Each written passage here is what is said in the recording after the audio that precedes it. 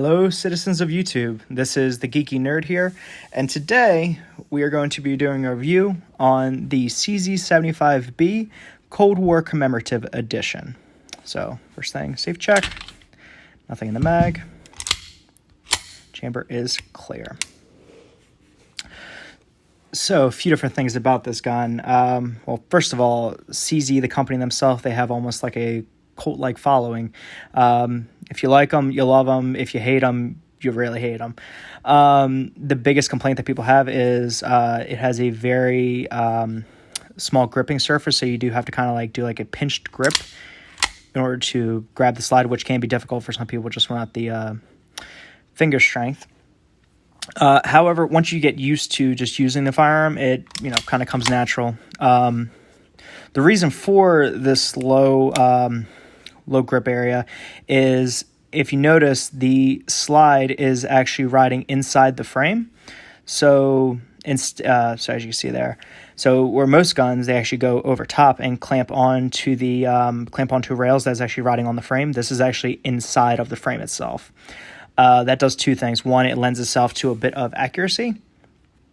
And two, supposedly it keeps dirt, grime, grit, and things like that out of the action. I can see where they get that, because this is a very tight fit. It's definitely no loose tolerances here. It doesn't move an inch. For mine, it is a bit different just for the fact it has the Hogue wraparound finger groove grip.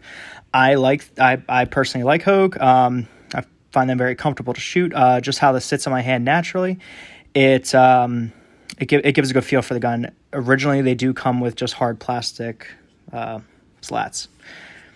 It is gun is an all steel construction, so it definitely has a bit of weight to it, but that does tame the mighty blowback of 9mm. Just joking. With this as well, it is for the fact that it is the Cold War Commemorative Edition. It has a few different features that set it apart from the standard CZ75, but other than that, everything else is the same. First, it has a engraved and color-filled red star, for the Soviet Union. It has a spurred hammer. The standard CZ75 has a curved hammer with a hole through it. I find this one a bit more easier to grip, but they both function just the same. Also, it has the hammer and sickle, sign of the Soviet Union, color-filled in there as well, and the red star. Additionally, the serial numbers on these guns, they come with a prefix CCCP instead of USSR, which obviously the USSR is the English translation of CCCP. With this as well, it will actually tell you the date that it was manufactured. So this one was 2019, so fairly new. With these Cold War Commemorative Editions, they do runs of them. And depending on which run you get, so they have the original, they have 4 runs, I believe. And the first run had the CCCP and, sold very well. The second one didn't. The third one did. And then this fourth one does as well. So if you are really striving for that kind of just uniqueness with the serial number, then I would say get a 2019 or later. The magazine release is all metal. It is not ambidextrous, but it is all metal. Trigger doesn't have any kind of serrations. It is very smooth though. Some people don't like a curved trigger, but I find this just fits my hand nicely. The sight picture, as you see there, they are not night sights. They are just standard 3-dot sights. They do have serrations on top to cut down glare. So there's a lot of little features about this gun that just kind of make it unique and nice and just very well put together. When you do grab it, you notice that it is very nicely polished and just fits like a glove in your hand. So with the trigger, with these guns, the very first pull is very long. And it's pretty heavy too. It's not gritty, but it definitely requires a little bit of force. As you see here, it's kind of requires a bit. And then you get almost all the way to the back, and then it breaks. In single action, though, it does have a bit of a reset, a bit of a distance, and then you have just a little bit of give, and then it kind of creaks a bit, and then it'll break. Overall, though, when you're generally shooting, you don't really notice. You don't really notice it too much. It's only if you're doing like them very slow, soft pace shooting. Of course, you release the trigger, then you have that double action pull again. With this as well, if you do have if you are having trouble gripping or pulling the trigger, it will go into half cock mode. That's to prevent you from releasing the trigger and having this slam against the firing pin and possibly do a light strike or go off when you're not expecting it. For this gun, it is only a safety. There is no decocker. If you want to decock it, although highly not recommended, you're going to want to hold the hammer, pull the trigger, and then very slowly release. Because if you obviously release too fast, then this slide's going to come back at Mach 3 and take your thumb off. For the other side, it's fairly plain. Nothing too crazy. It does have a round trigger guard. Like I said, it is all steel construction, so good heft to it.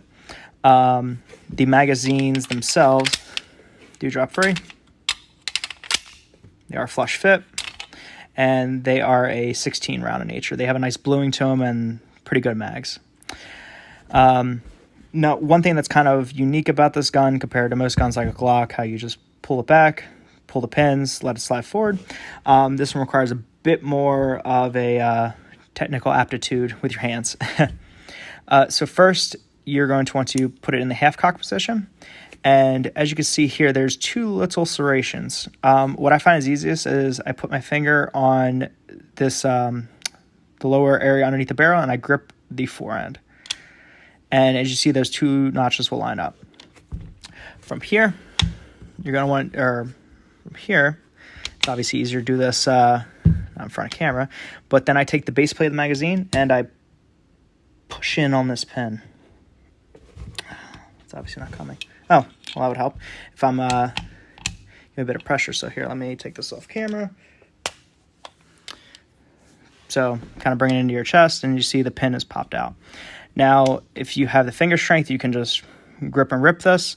What I find is that if I take the notch, now some people won't do this because they don't want to mess up their finish. However, I've been doing this for a while, and no issue with finish, as long as you remember to push it back. It's in the half cock position, those notches are lined up, and you be ginger with it. So I usually take it underneath here and just give it a little pry.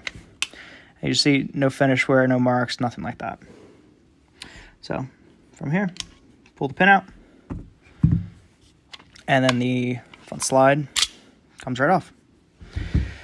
So as I was saying, you could see in here how the rails are. They're actually, instead of being on the outside like most guns, they're actually channeled in here. Here's the hammer assembly. There's the trigger bar and trigger assembly. It does have a double trigger bar instead of just a single like on the Zest of Arms CZ999.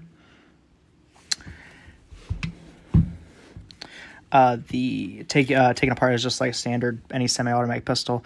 Nice long recoil spring. The recoil spring guide rod is plastic. Some people do replace these. I've never had an issue with them. Probably about, give or take, I'd probably say about 500 rounds through this. So obviously that's not a lot, but haven't seen any kind of issues, read it or anything like that. Barrel comes out. It does have a Browning locking blocks type action, and it looks very much like a 1911. So you can see where the Czechoslovakians were kind of inspired by John Moses Browning. The inside is very nice. As you saw, it does not have the recoil spring that comes out the front. Very nice machining on the inside. Just like all Eastern European guns, they are not as finely refined, but that does not affect any kind of functionality. I will say out of all the European handgun manufacturers, CZ does them right, and probably the highest end you could get over there for the most part, other than like some kind of specialty things. And of course like SIG, but SIGs are made in the US now, but true made in Europe, using European workers, European parts, I'd say CZ has it done right. Has exposed extractor. And overall, fairly nice. No issues, problems, concerns. There's the bolt face. Reassembly, fairly easy. Drop the barrel in. Put the recoil spring in there. And it's kind of weird because, as you see, it kind of flexes a bit, so you got to kind of hold it. Now, there is a, in the barrel itself, there is a little notch that actually corresponds to a little divot in here. So that is nice and settled. So reassembly, we're just going to slide this back into the frame. Again, use a little technique if you want. Just hold that. And you're going to want to make sure that the holes line up. So you see how the slide, it covers that, covers this back part right here. So let's give it a little push, put it through, and then grab your hand, give it a nice little push. Once you see the pin pop out the other side, you know it's ready. With the slide release, a little violent there. Again, it's that whole grip angle. This is the slide release as well, so push forward. Now you do have to break your grip angle to actuate that. Overall, very, very nice gun. Definitely has some good little features going for it, kind of some Easter eggs, I guess you would call them. Built solid, shoots straight, no kind of issues or concerns with it. Would I recommend this? Most definitely. Not a single hesitation. Usually every type of firearm that I ever get, I only get them because I either like them, just how they feel, or their uniqueness and quality. This kind of hit both of those marks. One, of course, with the Cold War Commemorative Edition, which just looks cool to have this. And again, pairing with an AK, you can't beat it. And then two, just for being able to say you have a CZ in your collection, and just, have that firearms manufacturer say you know their kind of fit, finish, quality, and what they kind of have. And I always find it a good philosophy to get just one out of every manufacturer, a plethora of them, and that way you can kind of know, okay, I like this manufacturer and this type, or this other one, or what have you. So enough of my ramblings of a madman. I hope you enjoyed. If you did, shoot me a like, comment, subscribe, and I hope you have a wonderful day. I'll catch you guys next time.